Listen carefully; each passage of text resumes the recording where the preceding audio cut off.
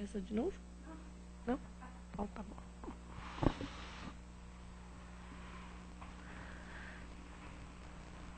Então, agora nós vamos fazer uma prece de agradecimento.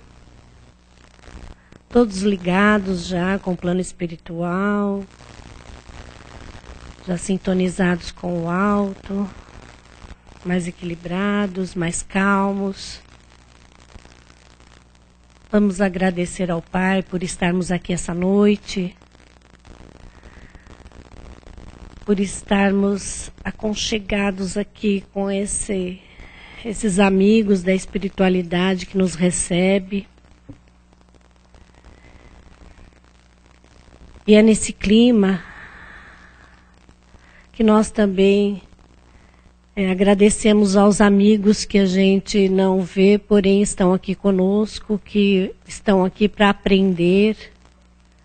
Então, juntos, pedimos ao Pai que Ele possa nos dar essa oportunidade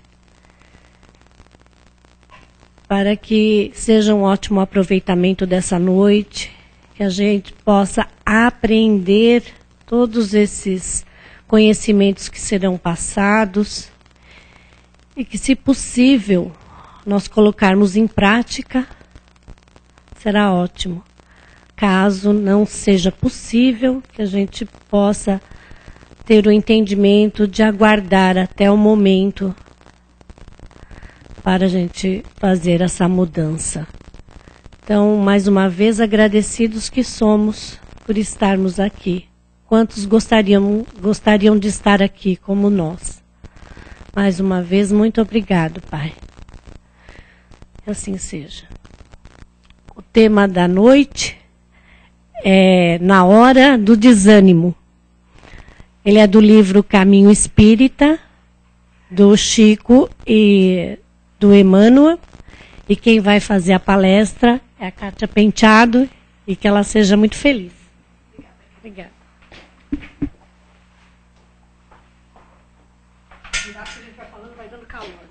Boa noite a todos, que a paz de Jesus nos fortaleça, nos ampare, e que possamos aproveitar esses momentos para nos abrirmos à inspiração do alto e procurarmos na nossa reflexão lembrar que nós estamos aqui.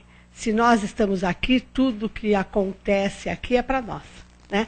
Eu falo isso porque às vezes a gente se entusiasma e fala assim, fulano precisa ouvir isso, ciclano precisa ouvir aquilo, né? Assim, só que o fulano, ciclano não está aqui, né?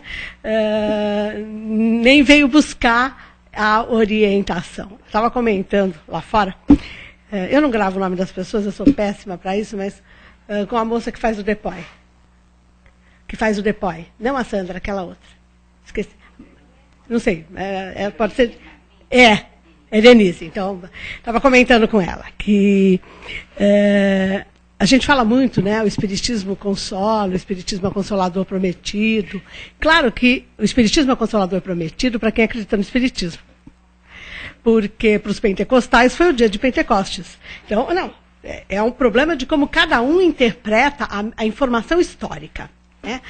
Mas eu estava contando para ela que eu tenho um amigo que ele é uma pessoa formada em física e que sempre trabalhou com informática escrevendo programa de computador, software. E esse pessoal tem uma cabeça extremamente lógica e racional, né? Eles não, é racional, porque tem que entender a lógica do processo. Então, ele falou para mim que quando ele começou a conhecer a doutrina, ele falava assim, imagina, isso daí não consola nada. É tudo culpa minha, eu que sou responsável, eu que tenho que mudar, onde está o consolo disso? Até que um dia ele se tocou da lógica do processo. Claro que para ele a coisa tem que ser lógica, porque senão não vai funcionar. E a partir do momento que ele entendeu a lógica do processo, ele passou a estudar a doutrina. É muito interessante a gente pensar nisso, porque quando a gente fala em consolo, de um modo geral, o que nós queremos é a aprovação. Não, o Kardec, ele começou assim, mas com um ceticismo ainda diferenciado, né? Porque esse menino, ele não eliminava a possibilidade das coisas acontecerem. E Kardec partia do princípio que nada era nada, as coisas não aconteciam. Então ele queria a comprovação de que havia algo inteligente por trás. O problema desse meu amigo era só entender aonde estava o consolo.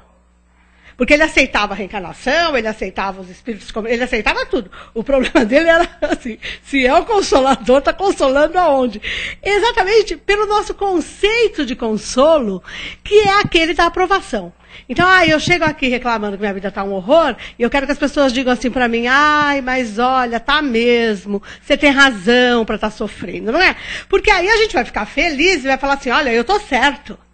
Porque nós queremos estar certo. Nós temos uma necessidade muito grande de comprovarmos que somos donos da verdade. E que as nossas opiniões são absolutas e completas.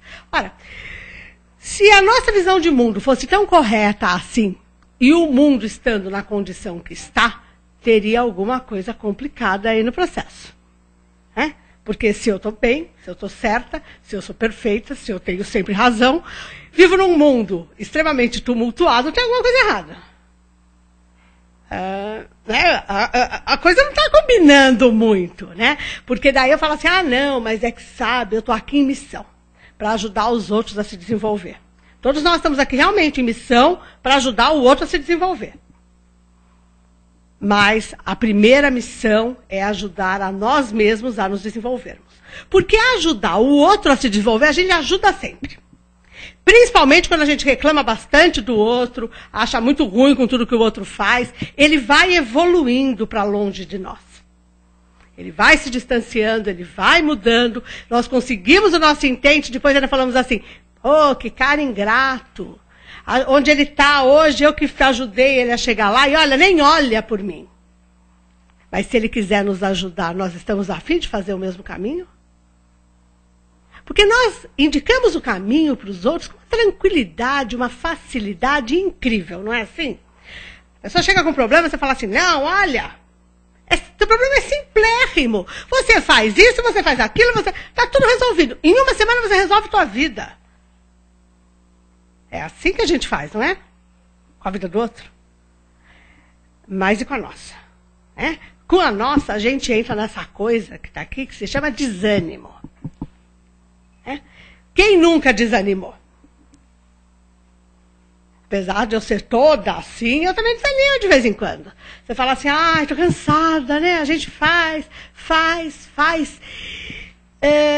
E existe uma coisa que se chama inércia. Existe uma coisa que se chama aquilo que vem de antes. A energia que está a caminho, que precisa ter uma mudança. E a mudança nem sempre é rapidamente percebida. Porque muitas vezes as pessoas não notam que nós estamos mudando, notam? Nós notamos que os outros mudaram? Homem entende bem disso, né? A mulher corta meio milímetro do cabelo, não é assim? Ele chega em casa, ela fala assim, oi, tá com coceira na cabeça? Não é assim, mais ou menos, os homens presentes, estou exagerando? Né? Não, você não tá vendo, não tá vendo com o teu cabelo, olha aqui. Não é tão simples assim notar mudança, principalmente mudança de comportamento. Porque o que nós fazemos de um modo geral? Nós julgamos o outro, ou etiquetamos o outro, ou dizemos que o outro é assim, porque cada um escolhe a palavra que achar mais bonita, né? Eu já sou mais de chutar o balde mesmo, então assim, já etiqueto, já julgo, já condeno, para o resto desta existência, pelo menos. E digo lá, a pessoa não presta. Não me merece. Não é assim? E aí, a pessoa muda, eu não noto. E de repente ainda fala assim, quando eu noto, ela fala assim, não, tá me enganando, é falso, isso é hipocrisia, porque imagina, né? Então, a mudança fica muito mais difícil porque há uma resistência natural da nossa parte.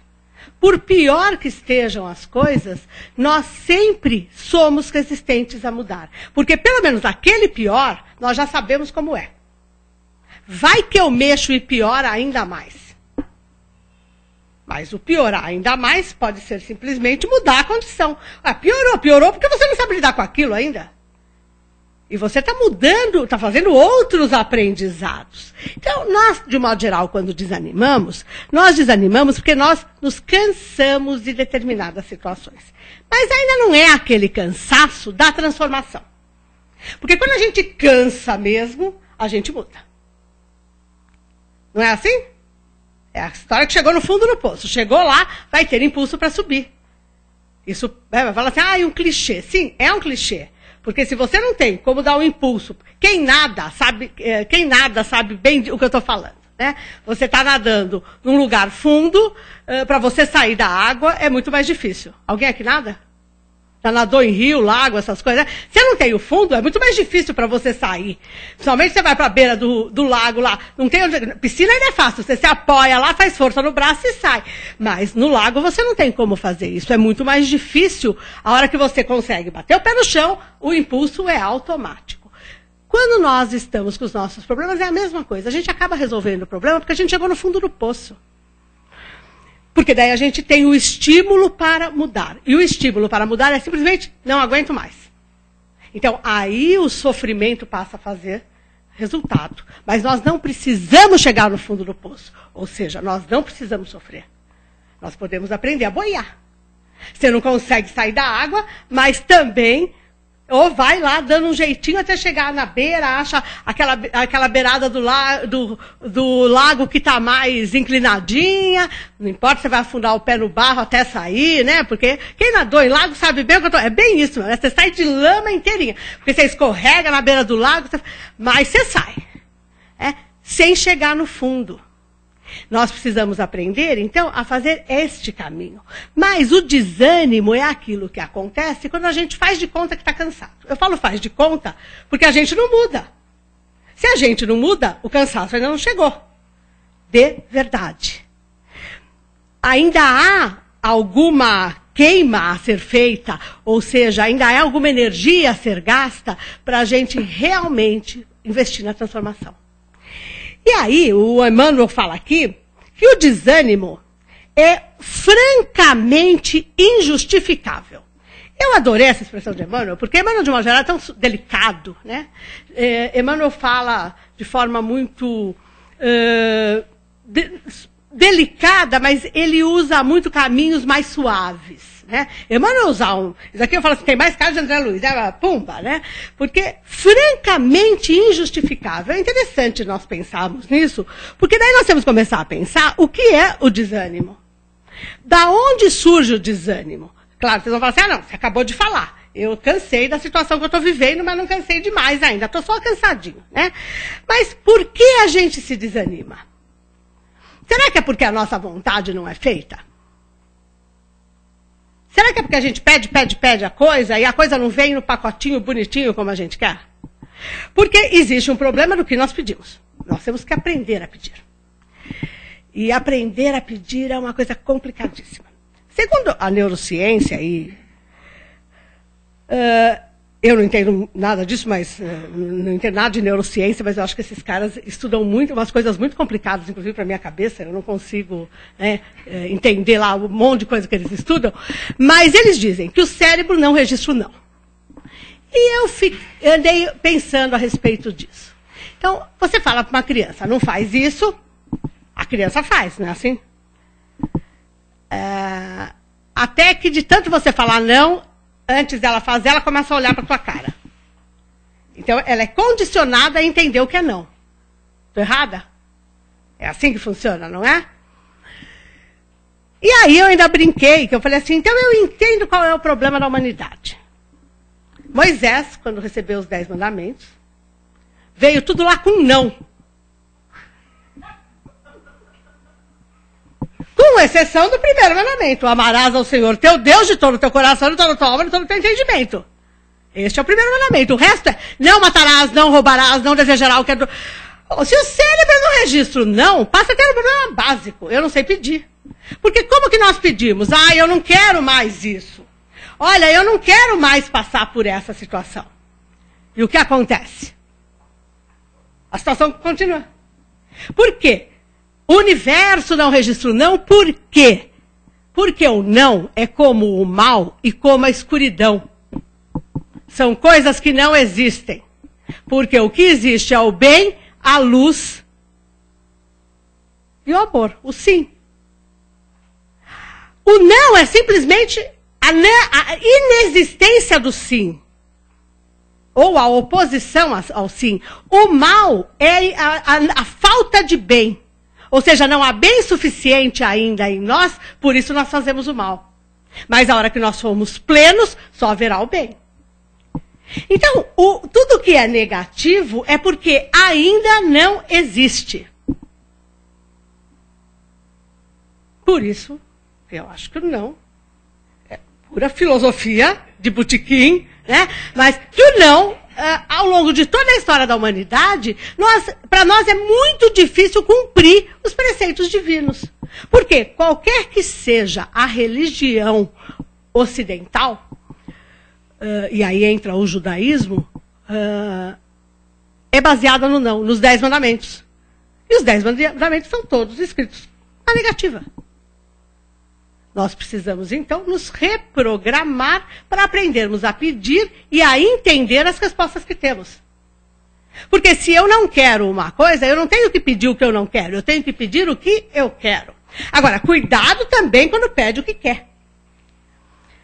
Porque eu conheço uma moça, eu até acho que contei essa história aqui um dia desses. Quem já ouviu, me desculpe, eu não sou muito de contar história e aí eu esqueço se eu contei. Mas ela queria um namorado. E ela ficou... vocês ouviram a história já? Que vergonha. Ela ficou 2 anos fazendo prece, pedindo namorado, e como ela tinha estudado algumas coisas sobre isso, ela sabia que ela tinha que pedir em detalhes. Não era pedir genericamente, ela tinha que pedir exatamente o que ela queria. E ela pediu. Um cara simpático, um cara agradável, um cara que gosta de passear, que esteja razoavelmente bem, que dê para pagar uma viagemzinha ou outra, que me trate com carinho, com atenção, que eu seja importante para ele. E fez lá todos os pedidos. O cara apareceu. 2 meses depois, ela ligou. Na verdade, ela é amiga da minha assistente e falou para a assistente: não aguento mais, vou acabar com o namoro. Não me dá folga. Eu não consigo respirar. Tudo que eu falo que eu quero, ele já se antecipa. Ou seja, aí você começa a rir, porque você fala assim, a pessoa aprendeu como pede, mas ela não sabia o que era que ela estava pedindo. Se antecipe as minhas vontades, gente, isso é um problema. Porque nem nós, eu não falo nós eu como mulher, nós como pessoas, sabemos direito o que nós queremos. Porque a gente muda de opinião. Aí, você ainda quer que o outro se antecipe ao seu desejo, pô, a coisa não vai dar certo. Né? Então, ela aprendeu a pedir direitinho, ela pediu tudo, ela desenhou para o universo. Assim, ela falou, olha, Deus está desenhadinho aqui, ó, com as cores que eu quero, as estrelinhas, tudo bonitinho. E daí? Ela não soube lidar com aquilo. Porque a gente pede coisas que nós ainda não temos maturidade para administrar. Ou então, nós pedimos o que nós não queremos. É para desanimar? Ou não? Desanima, né? Pô, tô pedindo, tô seguindo. Aí você fala assim, não, desânimo bate. Bate por quê? Porque a nossa vontade não foi feita naquilo que é útil para nós. Porque nós pedimos achando que é útil. Mas nós achamos que, se os outros são mais sábios do que nós, eles vão saber o que é bom mesmo. Só que quando nos dão exatamente o que nós precisamos, não o que nós queremos, nós também reclamamos. Porque o que esses benfeitores, o que a lei divina quer de nós? Que a gente evolua. Então, se eu começo a pedir, eu quero evoluir, olha, eu estou a fim de resolver uma série de pendências aí morais. O que vai acontecer conosco? Vão aparecer um monte de situações difíceis para nós desenvolvermos aquilo que nós queremos. Eu quero desenvolver a paciência. É uma coisa que todo mundo pede. Ai, Deus, dai-me paciência. Deus não dá. Deus provê. Isto significa, disponibiliza os meios para que nós conquistemos. Porque ele não precisa de paciência. Ele tem as leis e nos dá toda a nossa imortalidade para chegar à condição de espírito puro. Ele precisa ter pressa? Ele precisa ter paciência? Ele precisa ser tolerante? Não. A coisa vai fluir. Ele sabe que no final tudo vai dar certo. Só vai haver o bem, o amor, a compreensão, o entendimento. Nós vamos caminhar. Nós, tendo pressa, o que nós acabamos fazendo? Nos atropelando. E aí vai vir uma coisa que se chama insatisfação. Os resultados nunca vão nos ser satisfatórios, nunca vão nos agradar. Quem é insatisfeito é feliz? Agora, também não dá para, se nós começarmos a ser satisfeitos com tudo, nós também não vamos evoluir. Nós temos que aprender uma coisa que se chama equilíbrio. E para os nossos conceitos, de modo geral, gente equilibrada é gente chata, né? Não tem emoção, não faz fofoca. Tudo que você vai falar mal do outro, a pessoa fala assim, você tem que ver o outro lado. A pessoa fala sempre no mesmo tom de voz. Ela é paciente, ela é compreensiva. Isso é gente equilibrada para nós, não é? Só que nós, como nós temos uma dificuldade em manter o equilíbrio, até físico, que eu estou dizendo com isso, né? Para num pezinho só, com a mãozinha assim para frente, por 1 hora e ver se você vai cair ou não. Não precisa fazer exercício, nós sabemos disso, né? Nós não conseguimos equilibrar o nosso corpo físico por muito tempo. Que dirá o nosso pensamento, que nós não sabemos a velocidade que ele tem. E é pelo pensamento que nós nos relacionamos, seja no mundo físico ou no mundo espiritual, e que conquistamos companhias. Não é assim? Pelas faixas que nós vamos vibrando através do nosso pensamento. E aí, numa cidade como a que nós vivemos, nós estamos num lugar, estamos no trânsito, a rua está vazia, de repente aparece um monte de carro, já vem gente buzinando, você já mudou o teu equilíbrio, né? Você já saiu, você estava equilibradinha, de repente, pum! A gente está aqui dentro da sala, dentro da casa espírita, de um modo geral, estamos mais tranquilos, mais serenos. A hora que nós saímos, a vida volta ao ritmo de sempre. E nós acabamos oscilando para situações muito opostas. E, na verdade, desenvolver o equilíbrio, não adianta a gente querer partir do 8 para o 8.000, porque não é nem de 8 a 80, né? Às vezes a gente vai para 8.000, 8 milhões, né? Assim, a gente vai, né? De menos 80 para 80 mil, né? A gente consegue ter uma gama de ação um espectro muito largo. Se nós começarmos a perceber a utilidade de irmos aproximando os nossos extremos, a coisa vai ficar mais fácil. Nós já sabemos que grandes ataques de felicidade ou de raiva geram para o nosso corpo físico o mesmo problema. Desequilíbrios hormonais, digestivo, né? Gera todo um... Então, nós já sabemos que temos que começar a ter algum controle sobre as nossas emoções. E nós também já aprendemos que o costume é que cria a disciplina. Não adianta querer ser disciplinado sem ter o costume. Nós vamos ter que desenvolver hábitos para podermos nos disciplinarmos a algumas coisas. Então, nós precisamos aprender a ter controle da situação. Porque aí nós vamos tender com mais facilidade ao equilíbrio. Pelo menos nós vamos tender à busca do equilíbrio. E essa insatisfação vai ser cada vez menor. Porque nós vamos estar com o controle da nossa vida. E aí, se houver insatisfação, chega na teoria lá do meu amigo, né, de que a responsabilidade é nossa e nós que vamos ter que agir na correção. Porque aí, se nós temos o total controle, ou pelo menos a tentativa de controle, nós passamos a ser responsáveis pelos resultados. Isto significa que nós vamos aprender a comemorar as nossas vitórias. E no momento de insatisfação, nós vamos lembrar das vezes em que nós vencemos e demos certo. Isso ajuda ou não ajuda? Mas é assim que a gente está disciplinado a fazer? Não. Nós automaticamente tendemos para o negativo. Isso é automático na nossa vida. Nós precisamos mudar a chavinha. Mudar o foco de atenção, né? Agora, será que esses comportamentos todos têm relação com o nosso orgulho?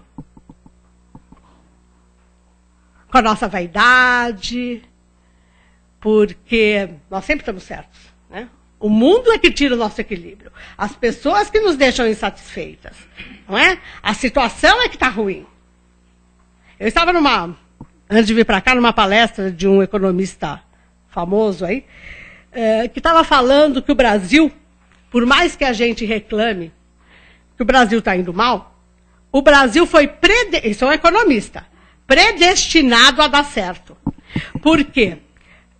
Graças a todo o problema da Europa e dos Estados Unidos, e graças aos 400 milhões de chineses que saíram do campo e foram para a cidade, o Brasil exportou de monte e conseguiu, e conseguiu se manter e virar a terceira economia do mundo. Alô, né? Nós é que menosprezamos uma série de coisas. E aí ele falou assim, a perspectiva é de que mais 300 milhões de chineses saiam do campo em breve. E a hora que todos os chineses já estiverem desenvolvidos, tem a Índia para fazer isso. E o Brasil continua se desenvolvendo sem fazer nada.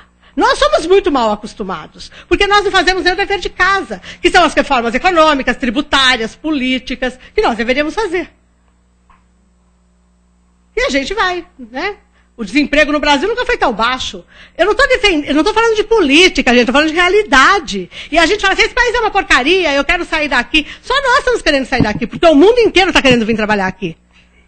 O ano passado, de cada 8 empregos gerados, de 8 pessoas empregadas, uma era estrangeira. Tem alguma coisa muito legal acontecendo nesse país que nós não estamos sabendo. Mas nós temos o péssimo costume de achar que vivemos o pior lugar do mundo. Que tal a gente mudar para a faixa de Gaza, para a Grécia, né? Acho que mudar para a Grécia neste momento é uma coisa bem interessante. Vocês não acham? Não é? Nossa, você pode morar no Coliseu. Eles estão vendendo... Coliseu não, desculpa, eu cometi um erro geográfico aqui seríssimo. Podem estar vendendo Paternò lá, você aluga, né? Transforma aquilo no seu lar. Olha que coisa linda. Dá para receber um monte de amigo na Grécia, usufruir daquelas ilhas, daquelas praias. Nós temos o costume de não estarmos satisfeitos com nada. O desânimo, meus amores, nessa condição só tende a aumentar. Porque eu não consigo criar mecanismo de autodefesa para vencer a adversidade. Vocês vão falar assim, mas também... Não, também não, basta... Que leitura de jornal nós fazemos, que leitura de mundo nós fazemos. Tem muita gente que diz que não lê mais jornal, nem vê televisão, para não ver desgraça. E como vai agir na transformação da sociedade se não sabe o que está acontecendo? Saber o que acontece não significa vibrar na mesma faixa, nem praticar a mesma coisa. Tem uma diferença muito grande.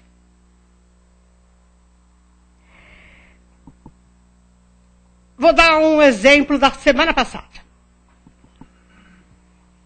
Eu não estou entrando em juízo de valor nenhum. Eu vou trabalhar com hipóteses. Tem um casal que foi condenado pela morte de uma criança. A semana passada foi entregue à imprensa um laudo, foi entregue à imprensa e à justiça um laudo norte-americano, dizendo que é impossível, que mãos humanas, que não tem nem marca de esganamento. Tá. Tem várias coisas aí que furam, que você pode questionar para furar o laudo.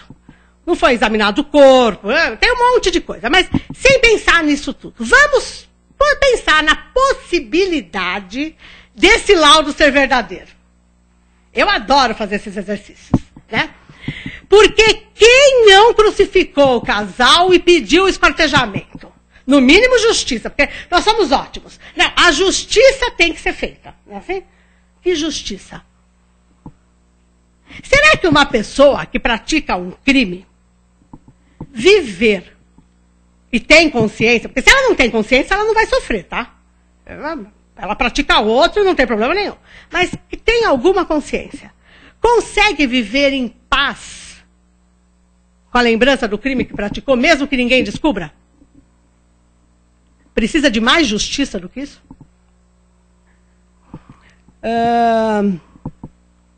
Tem um banco famoso aí que quebrou, que o banqueiro vive sendo processado pelas obras de arte, tem um monte de história.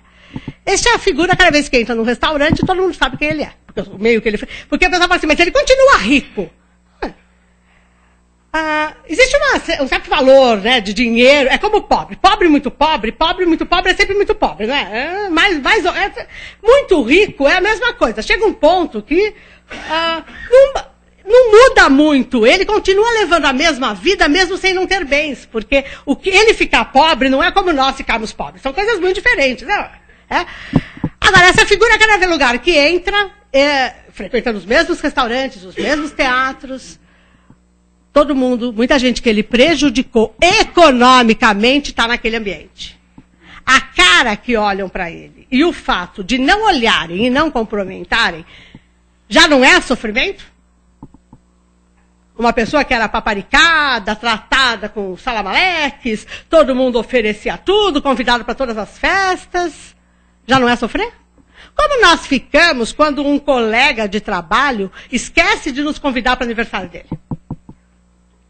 Aquele aniversário que ele nem estava sabendo, porque fizeram uma festa surpresa para ele e não sabiam que a gente existia. Como nós ficamos? E ainda aquele colega que a gente também não gosta, mas ele deu uma festa e não nos chamou. Sofre ou não sofre? O que é justiça? Nós temos que começar a pensar nessas coisas. Porque quando nós queremos que a justiça seja feita, o que nós estamos atraindo para nós? Justiça. E nós estamos atraindo a justiça dos homens e a de Deus. Porque a justiça que nós estamos querendo é dos homens. Então nós vamos começar a ser cobrados dos nossos atos e dos nossos comportamentos por aqueles que nos cercam. Não é o que nós estamos pedindo? Fazer prece não é só ficar quietinho, ouvindo meia hora de música clássica, para baixar, conseguir fazer 10 mil exercícios de respiração, aí você consegue se ligar ao plano espiritual e fazer uma prece. Não, fazer prece não é só isso. Se fazer prece é pedir, louvar e agradecer, a hora que eu estou pedindo, eu estou fazendo prece. E que prece nós fazemos? Pô, quero que meu chefe perca o emprego, pô, quero que fulano não sei o quê. Ué, isso é prece, não é pedido? Nós estamos pedindo. E se as coisas se concretizam, de quem é a responsabilidade? Alguma parcela é nossa. Toda vez que nós falamos mal do governo, não estou dizendo que é para falar bem, não é isso. Se não tem bem para falar, não fale nada. Porque toda vez que nós falamos mal, nós estamos fortalecendo para que essas pessoas continuem fazendo as coisas que elas fazem de errado. Por isso, tem uma passagem num livro do Neio Lúcio, agora não lembro se é Neio Lúcio ou se é Humberto de Campos, que Jesus está andando com seus discípulos na beira de uma estrada. Está caminhando lá, indo para algum lugar, né, naquela época fazia tudo a pé mesmo, e tinha um cachorro morto na beira da estrada, fedendo. O cachorro fedia, estava em total estado de decomposição, e os apóstolos começaram a reclamar do cheiro daquilo. Jesus foi até o cachorro, olhou, eu falo assim, eu fico imaginando, eu sou muito visual, já imagino a cena. Então eu imagino o cachorrinho morto lá, em decomposição, com os ossinhos aparecendo, né? E Jesus dando voltinha, assim, olhando bem, assim, para o cachorro. Deixa eu ver, né? Que lindos dentes ele tinha. E aí? Não é? Todo mundo tem. Se nós temos um monte de coisa boa em nós, todo mundo tem. Nós não gostamos quando as pessoas apontam os nossos defeitos. Porque daí nós ficamos desanimadas. Tá dando para entender a expressão aqui?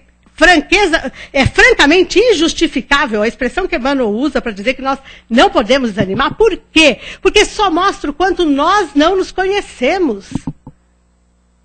Porque se nós nos conhecemos, nós não vamos desanimar conosco mesmos. Porque nós nunca desanimamos conosco, nós desanimamos com o outro. Nós nos desiludimos, às vezes, com os nossos comportamentos, porque nós achamos que estamos melhores do que na verdade somos. Na verdade, nós somos muito melhores do que nós imaginamos. É que, de vez em quando, nós temos que lembrar que ainda não somos puros. Tudo sei que nada sei, né? E é isso mesmo. Nós temos que cada vez mais buscar perceber que se nós ainda erramos, é simplesmente porque nós ainda estamos a caminho. Se de vez em quando as coisas não estão certas, não dão certo, é porque nós ainda temos aprendizados a fazer.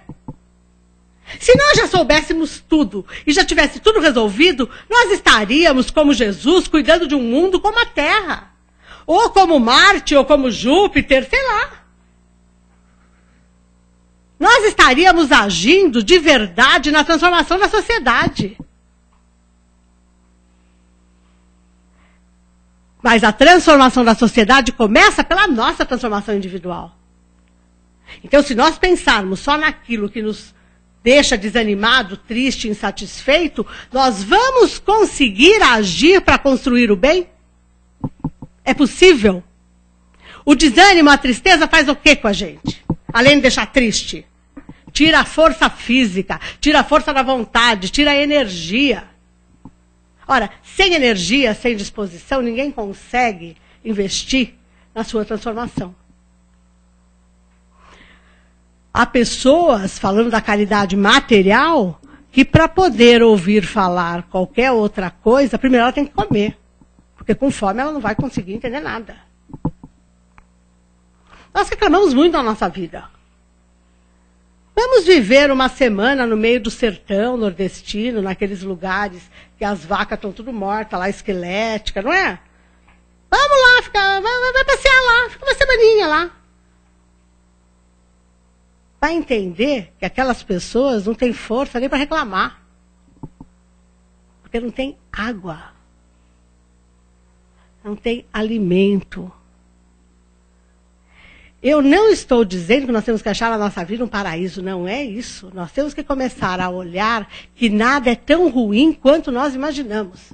Que existe sempre pessoas em situação muito pior que a nossa, com alegria, bom humor e disposição.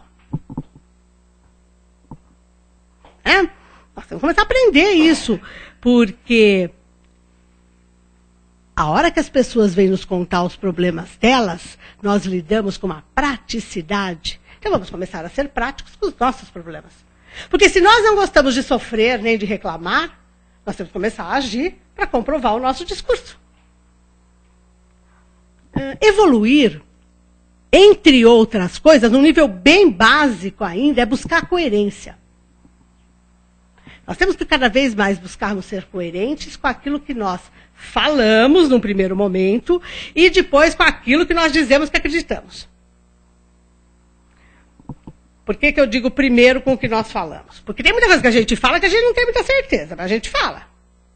Então, se a gente começar a tentar ser coerente, pelo menos com o que a gente fala, a gente vai começar a descobrir o que de fato a gente acredita e o que de fato vai nos ajudar. Nós temos que começar a seguir para nós as recomendações que facilmente nós damos para o outro. E aí nós vamos começar a perceber que quem vai evoluir somos nós. Emmanuel diz aqui, entre outras coisas, olha, se esmorecemos na tarefa que nos cabe, são tão só porque outros patenteiam dentro dela competência que ainda estamos longe de alcançar, nossa tristeza destrutiva apenas nos revelaria a reduzida disposição de estudar e trabalhar. O que isso quer dizer? Eu queria tanto ser como Divaldo, eu queria ser tanto como Chico, eu queria ser tanto como não sei quem. E o que você está fazendo para isso? É essa a pergunta que nós temos que começar a nos fazer. Se nós queremos tanto, o que nós estamos fazendo? Pode acontecer com uma menina da prece com o namorado. A hora que ela chegou lá, ela descobriu que aquilo não servia para nada. E não quis mais, mas pelo menos ela tentou. Pode ser que com isso ela tenha desenvolvido uma coisinha ótima que se chama tolerância. Então, qualquer outra pessoa que se aproxime dela, pode ser que ela seja mais tolerante, porque um defeitinho de vez em quando ajuda, né?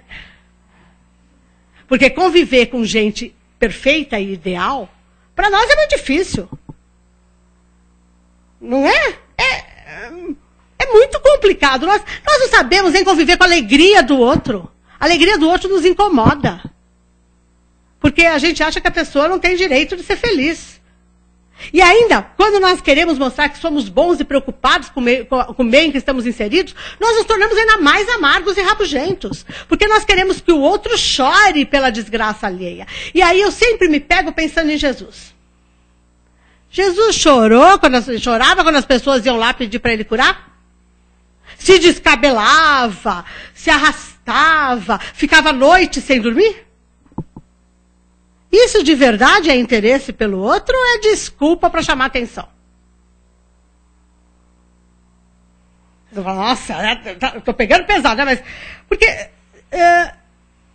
vamos pensar no Chico, aquele monte de gente que ia lá reclamar, chorar no ombro dele. Se ele fosse chorar com cada um que chegasse, como é que seria a vida dele? Com certeza ele teria desencarnado muito antes. E não teria feito 1/10 do trabalho que fez, porque não ia dar tempo, gente, ele ia chorar. E ele ia ficar chorando por não poder resolver o problema do outro. Ninguém resolve o nosso e nós também não resolvemos o do outro. Porque cada um faz a sua evolução. E evoluir é resolver problemas. Porque nós não aprendemos a evoluir com o exemplo do outro. Nós queremos evoluir, para nós vai dar certo. Então a gente vai lá, quebra a cara onde todo mundo já quebrou. Porque a gente quer aprender sozinho. A gente vai aprender sozinho. Mas cada um por si. Nós não passamos experiência para ninguém. Pai e mãe não passa para filho? Passa. Todos nós somos filhos. Nós quisemos pegar as experiências dos nossos pais? Não vale falar hoje, tá? Lembra quando você tinha 16 anos, 14 anos, 13, né? Pensa nessa 25, se você queria a experiência de alguém mais velho. Quem está no mercado de trabalho ainda sabe. A coisa mais terrível é quando você tem que trabalhar com jovens em começo de carreira que acham que são incríveis. E eu dou risada porque com certeza eu era igualzinha. Não muda, gente, é tudo igual. E eu sou uma velha lidando com eles e não tenho nada para ensinar para ninguém. É igual sempre. Vai reclamar desse jovem ou nós vamos procurar ajudá-lo a perceber que nós temos alguma utilidade? Nem que seja para ele achar que ele está fazendo tudo certo. Não sei. Não adianta reclamar. Nós éramos... Porque a gente esquece o que a gente fez na mesma idade. Eu brinco, eu não tenho filhos, e eu brinco muito com os meus primos, que eram tão boêmios quanto eu, que o filho não... tem hora para chegar em casa, tem isso, tem aquilo, o filho reclama, e ele fala, não tem que reclamar. Pai e mãe é sempre assim. Eu falo assim, que bom que eu não tive filho, porque eu posso olhar para as pessoas e falar assim, olha, eu chegava em casa às 6 horas da manhã com 14 anos. Eu fazia isso. Não, mas hoje é mais perigoso. Não é, gente. O perigo sempre foi o mesmo. Simplesmente agora tem mais gente na rua. Então é menos perigoso do que quando eu tinha 16 anos. Porque não tinha ninguém na rua. Tinha meia dúzia de gato pingado, não é assim? É todo mundo igual, não muda. Os nossos aprendizados não são feitos. Porque se eles fossem feitos, a gente lembraria o que nós passamos e as reclamações que tivemos. E íamos tentar lidar com a reclamação do outro de outra forma. Mas isso vai exigir da gente uma coisa que se chama diálogo. E vai exigir que nós mostremos para o outro que nós fizemos as mesmas coisas e tivemos as mesmas reações. E aí a gente fala assim, aonde fica a minha autoridade? Porque nós queremos poder. Nós queremos controle sobre o outro. Nós temos que aprender a ter controle sobre nós. Nós temos que orientar os nossos filhos, mas não querer que eles sejam cordeirinhos que nos obedeçam de qualquer forma, né? Então, toda vez que nós desanimarmos, nós temos que começar a pensar nas nossas vitórias, nos nossos ganhos e nos nossos aprendizados. E começar a pensar por que estamos desanimados.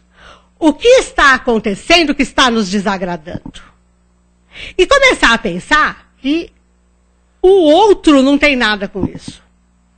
Porque quantas vezes as pessoas querem nos fazer um carinho e nós nos sentimos agredidos? Às vezes a gente confunde atenção com irreverência, carinho com irreverência. Recentemente uma pessoa falou para mim que eu era rainha de irreverência porque eu chamava ela de diminutivo e de querida. Eu olhei para ela e falei assim, vou aprender a lidar com você, prometo para você que eu vou mudar o meu comportamento, porque você está confundindo carinho com irreverência. E quem é irreverente não tem educação. Não é? Aí a pessoa se ofendeu, mas eu mudei meu comportamento, porque eu não posso agir com a pessoa de um jeito que desagrada. Agora, ela nunca sinalizou que desagradava, até que o dia ela chegou e chutou o pau da barraca. Nós temos que aprender a sinalizar para o outro que nos desagrada. E pensar por que nos desagrada, se o problema é nosso ou é do outro.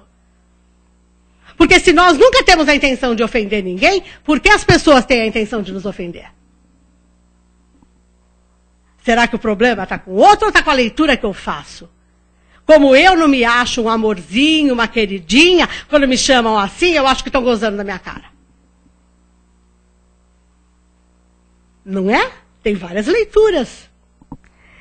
Jesus nos diz, no Sermão do Monte, que a cada dia basta o seu mal. Entre várias outras coisas que ele diz. Eu adoro essa frase, a cada dia basta o seu mal. Porque se a cada dia basta o seu mal, não tem desânimo. Nenhum desânimo, porque não vai ter a última gota. Não vai estourar. A cada dia basta o seu mal. O problema é que nós carregamos problemas de antes de nós nascermos que não eram nem nossos. Ah, não, porque minha família nunca se entendeu bem mesmo. A gente nem sabe, né?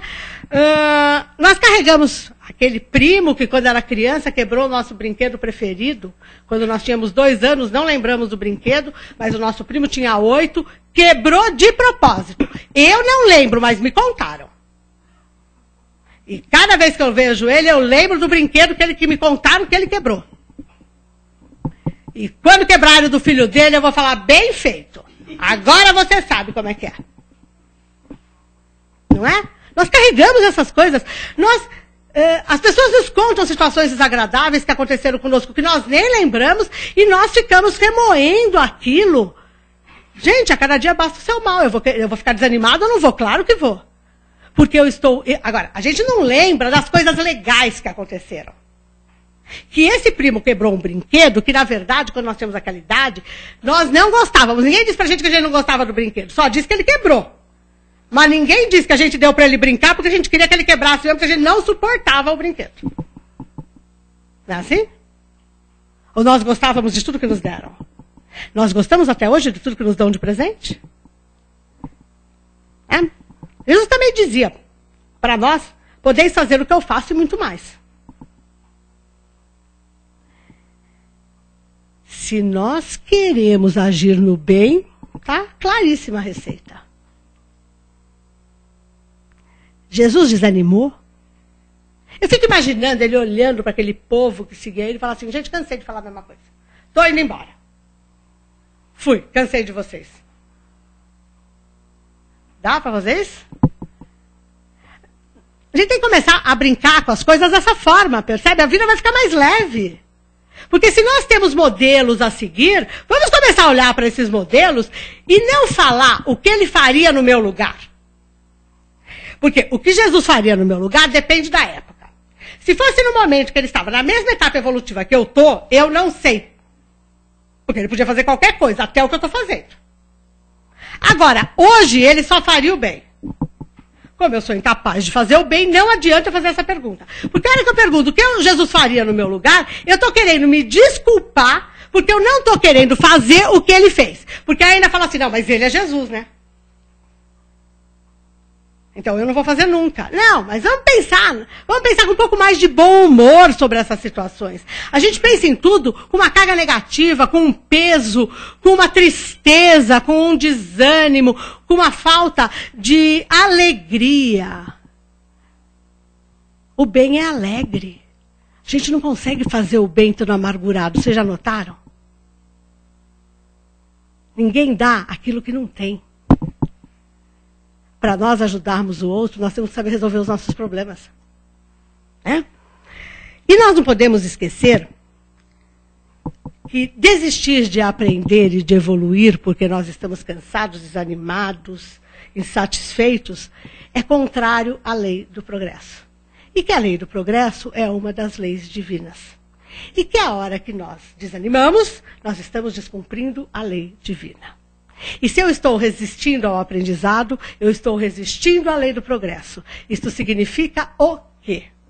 Que as coisas vão melhorar ou vão piorar? Eu vou ter...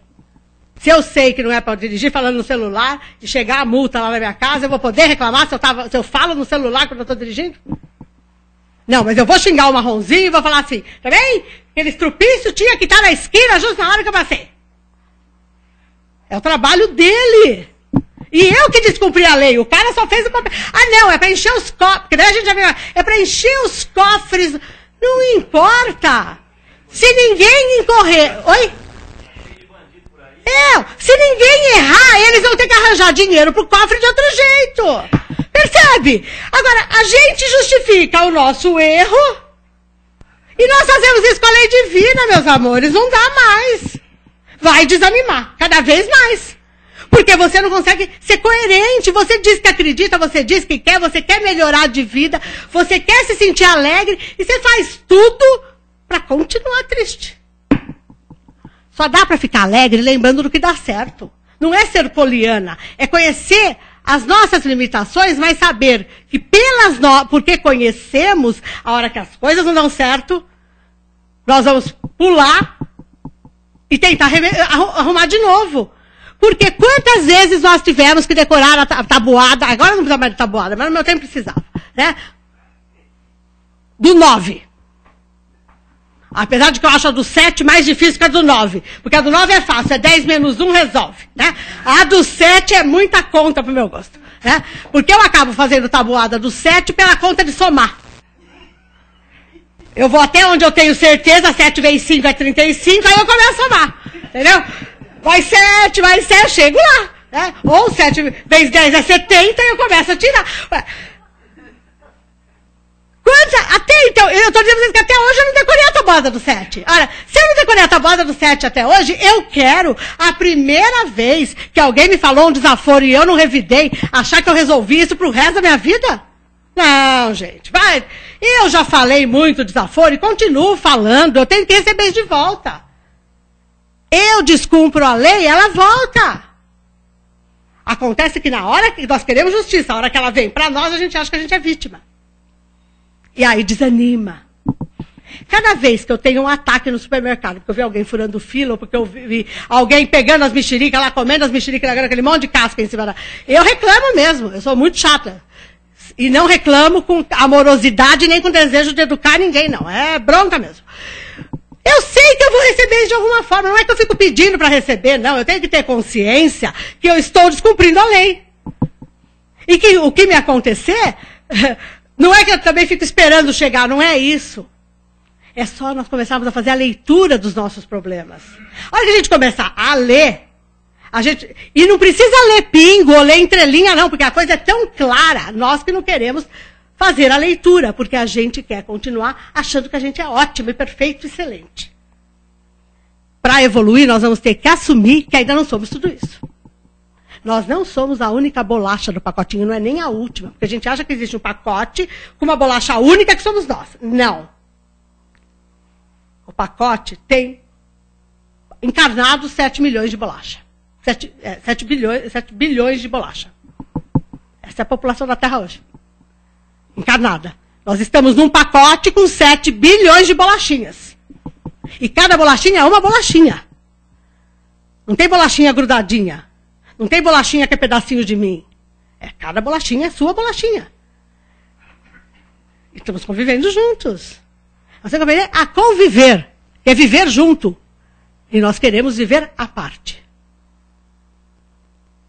O desânimo tem que servir para a gente questionar para onde eu tenho que caminhar na minha correção de rumo. Vamos, então, com isso, acabar com o nosso desânimo. E vamos nos sentir... É o que eu falei, tem horas que desanima? Tem sim, tem horas que a gente cansa. Mas o que você tem que rapidamente fazer? Alô, né? Porque se eu começo a desanimar, é fácil. Cada vez você aumenta a tua carga negativa. Nós temos que fazer o processo inverso. Para evoluir, nós temos que estar mais disponíveis e com energia. Não dá para evoluir sem energia. Nós temos que aprender isso. Então, essa história de que o sofrimento eleva nada. O sofrimento não eleva ninguém. E não eleva, gente, nós sabemos disso.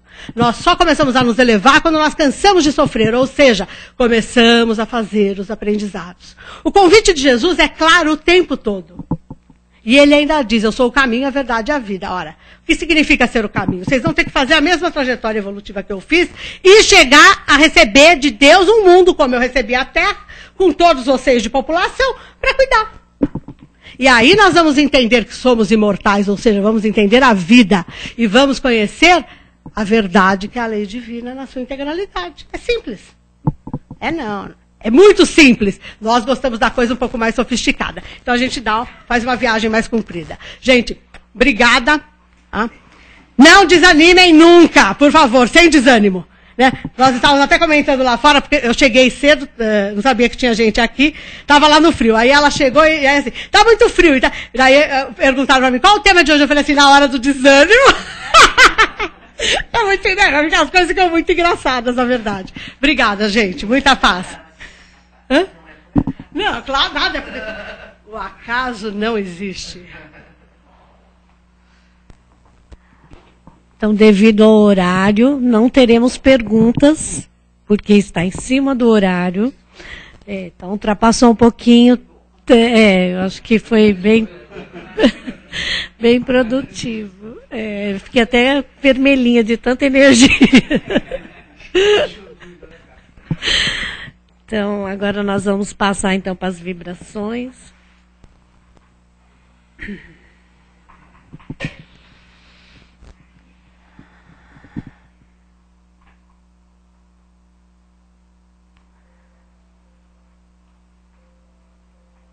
Então, agora,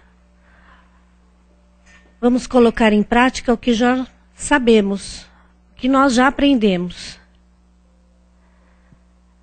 Isso nós podemos fazê-lo.